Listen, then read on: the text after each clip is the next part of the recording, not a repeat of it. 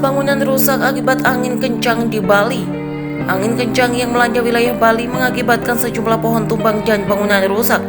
Kepala Pelaksana Badan Penanggulangan Bencana Daerah Provinsi Bali, Maje Rentin menyampaikan, hingga Senin 2 Januari 2023 malam pihaknya mencatat setidaknya ada 11 bangunan yang rusak akibat Untuk total kerugian material belum diketahui karena masih kami hitung, katanya dalam keterangan tertulis Selasa 3 Januari 2023. Rentin menyebut hampir semua daerah di Bali terdampak bencana angin kencang. Bencana itu memicu 91 kejadian yang didominasi pohon tumbang. Sebelumnya, Badan Meteorologi, Klimatologi, dan Geofisika Wilayah 3 Denpasar menyampaikan peringatan dini cuaca ekstrim di wilayah Bali pada tanggal 2 dan 3 Januari 2023. Hampir seluruh kabupaten dan kota di Bali berpotensi hujan sedang hingga lebat disertai angin kencang.